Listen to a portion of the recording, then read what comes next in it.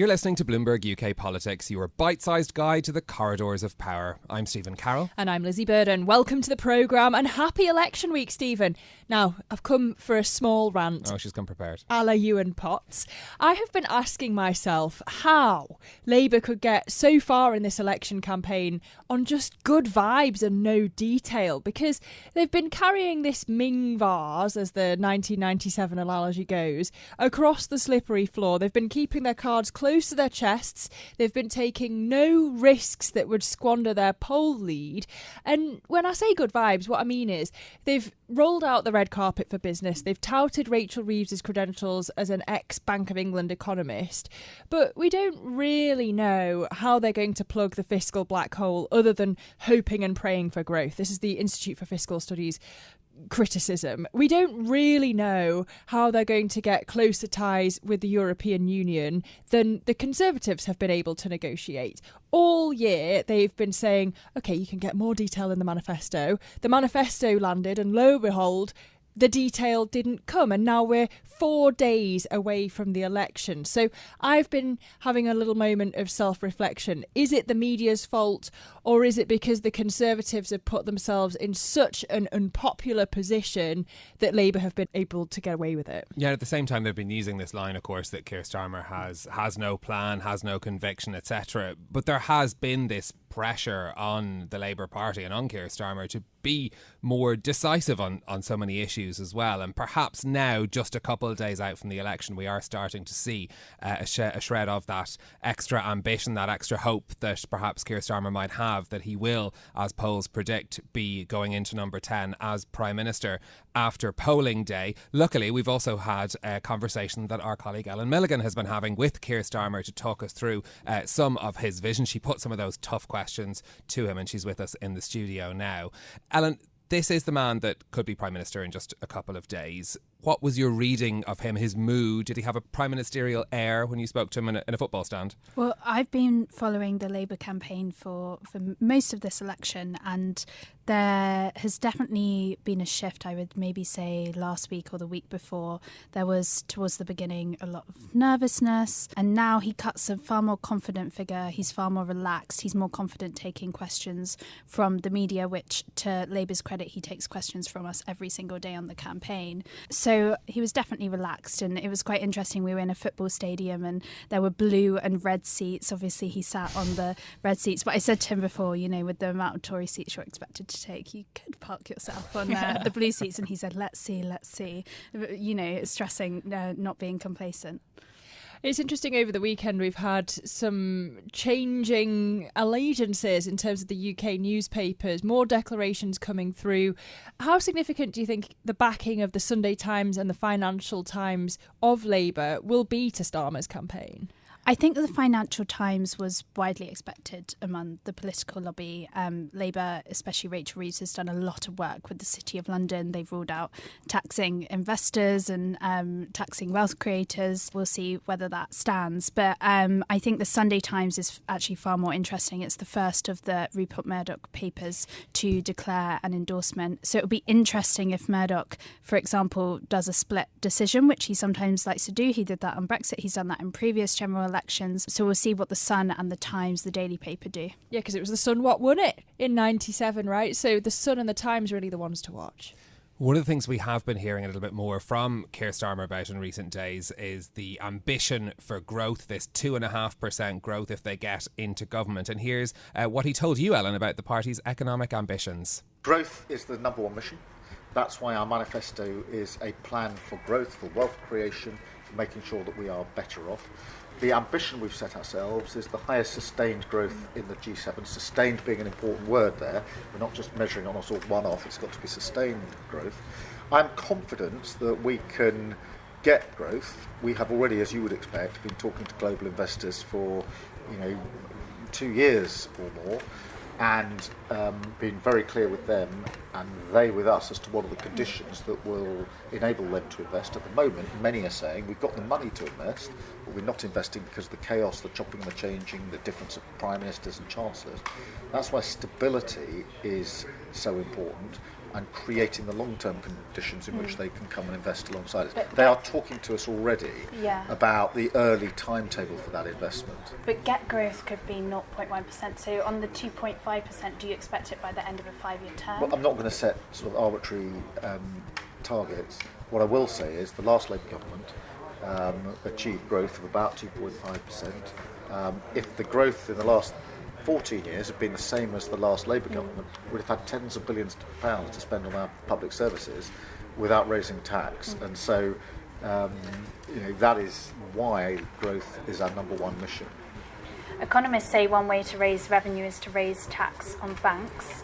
You've said you won't raise tax for working people. Can you reassure banks specifically you're not planning to tax them more? Well, we've set out in the manifesto the clear position for working people, which is no income tax rises, no national insurance rises, no VAT rises.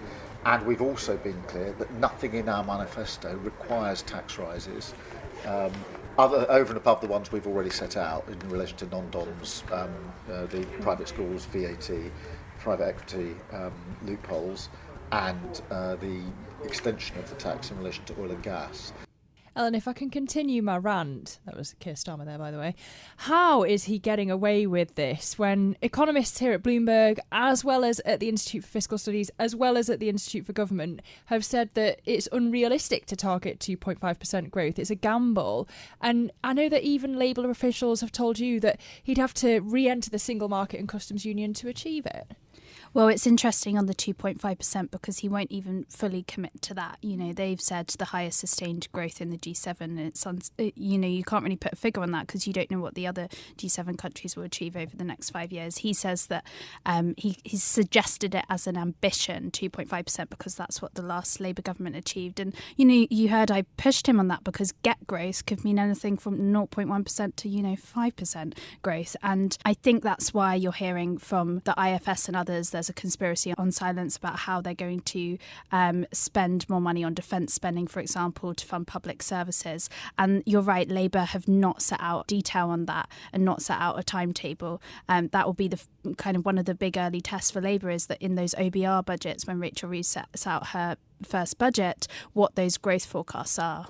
And on the tax question, we heard you push Keir Starmer on that there as well. I mean, can that position hold? Like, if you look at the books, they're not great, essentially. And, even maintaining government spending at current levels is still going to require a huge plug in the fiscal hole. Well, you read the Financial Times endorsement and they actually said that they think that Labour would end up taxing wealth creators. So I think there's some expectation baked in that, we've heard that they might be considering raising capital gains tax in line with income tax, for example. The financial industry has been worried about a tax rate on banks, whether that's a windfall tax or raising the surcharge on their profits. As you say, they've stuck to this line. They've got no plans to. Their manifesto doesn't require it. That doesn't mean we will never do that. I've got no plans to buy another Prada handbag, but who knows what could happen in August. Look, Ellen, that's the economics. Let's talk about the foreign policy, because I know you covered this with Keir Starmer as well. Here's what he had to say about arms sales to Israel. We'll have to review the situation if we come into government.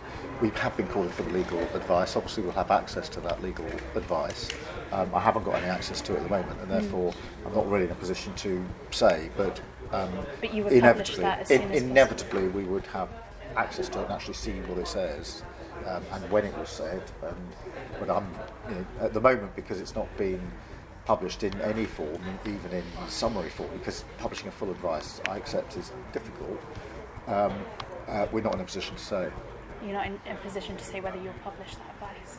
Well, I haven't seen it. I don't know how up to date it is, and therefore we'll have to first win the election and then assess the situation. Definitely sounds like a Prime Minister there. Cautious Cuthbert in my book. Ellen, some of Starmer's candidates are taking a different line to that.